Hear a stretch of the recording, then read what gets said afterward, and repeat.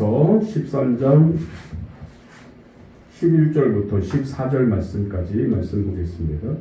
13장 11절부터 14절입니다. 또한 너희가 이 시기를 알거니와 자다가 깰 때가 벌써 되었으니 이는 이제 우리의 구원이 처음 믿을 때보다 가까웠음이라. 밤이 깊고 낮이 가까웠으니 그러므로 우리가 어둠의 일을 벗고 빛의 갑옷을 입자.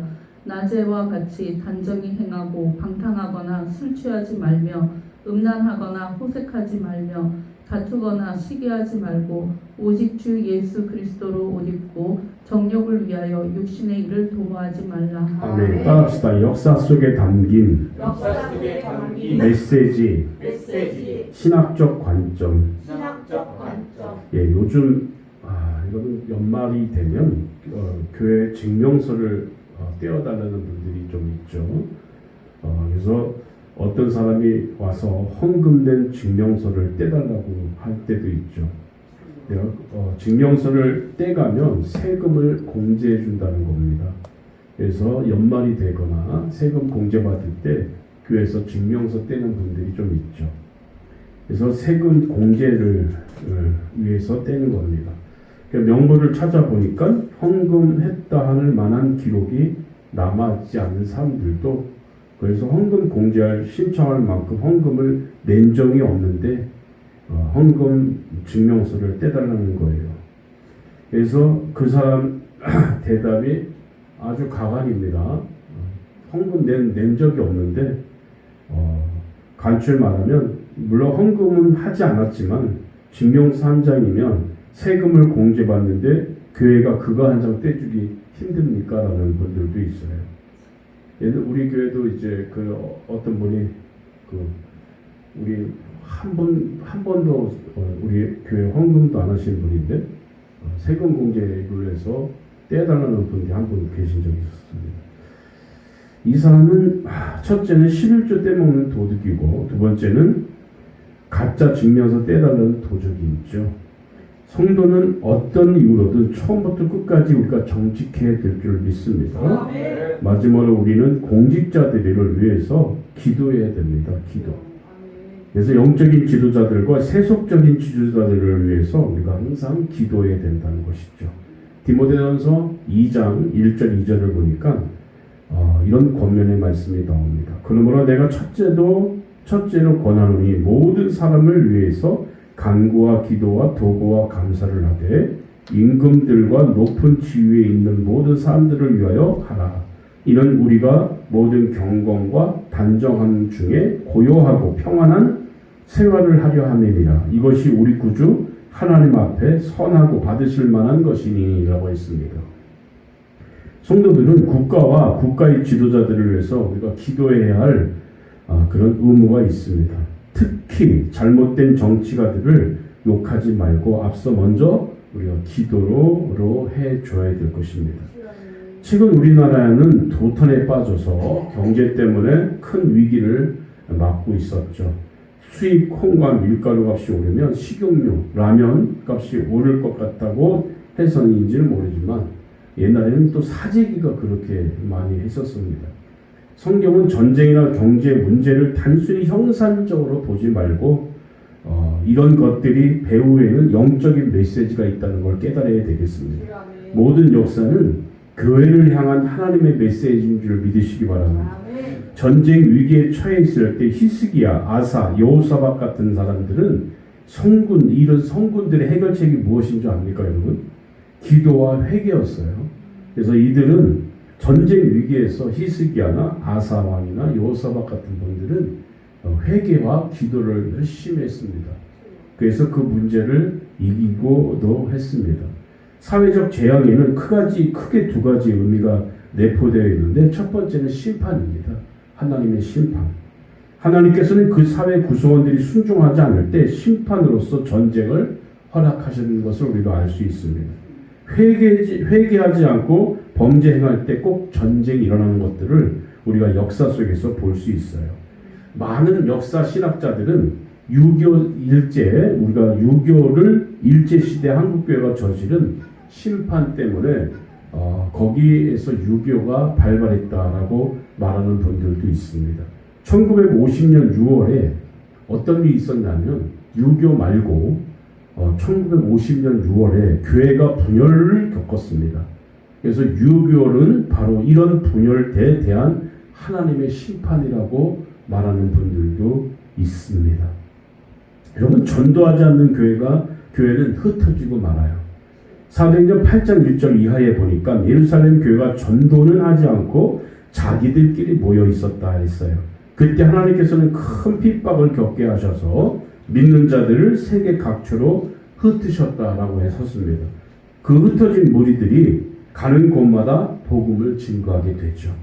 우리나라도 똑같은 역사가 있어요. 6.25 전쟁, 6.25 직전 한국교회의 60%가 평양에 몰려 있었어요. 이런 교세를 바탕으로 평양을 가리켜 한국의 예루살렘이라고 할 정도로 평양이 굉장한 큰 기독교 세력들이 있었습니다. 평양에 몰려 있었을 때 이런 교세를 바탕으로 평양을 6.25를 통해서 전지 흩어놓으셨다라고 할 수 있겠습니다. 그래서 이들은 한국이 예루살렘, 평양을 예루살렘이라 부르면서 아주 의기양양했죠. 그러나 하나님께서는 전쟁을 통해서 평양 주변의 모든 기독교 세력들을 다 흩어놓으셨어요. 평양과 인근 지역에 거주하는 교인들이 피난 가서 제주도, 부산, 경상도, 심지어 서울, 강원도, 전라도 이렇게 모든 안 간 곳이 없이 남한 전역을 다 교회를 세웠습니다. 그들이 스스로 안 가니까 하나님께서 억지로라도 가게 만드신 것 같습니다. 어떤 의미에서 애국하는 길은 전도하는 길인 줄 믿으시기 바랍니다. 가는 곳마다 예수의 피 묻은 십자가를 증거하는 것이 이 나라를 살리는 지름길이라고 할 수 있겠어요. 민족을 살리는 유일한 길임을 우리가 기억해야 될 것입니다. 또 어떤 의미에서 6.25는 민족의 아픔이지만 이 아픔으로 인해서 인구의 4분의 1 정도가 예수님을 영접하게 됐고 신앙에 불이 붙게 되었던 것입니다.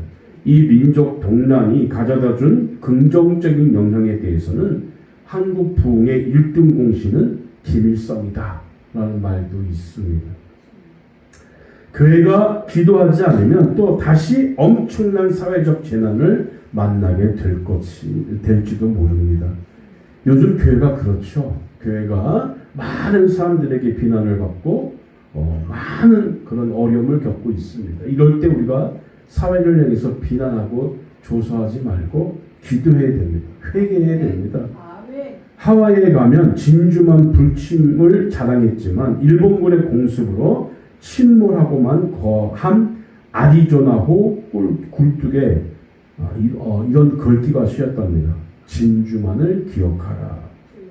이 준비 없이 있다가 어이없이 당한 그 과거를 기억하고 그래서 다시는 기습당하지 않도록 준비하라는 그런 메시지이기도 한다는 거예요. 저와 여러분은 과거를 우리가 기억해야 됩니다. 달러 조금 벌었다고 의시되다가 IMF에서 돈 빌려오는 수치를 당한 우리나라 아닙니까?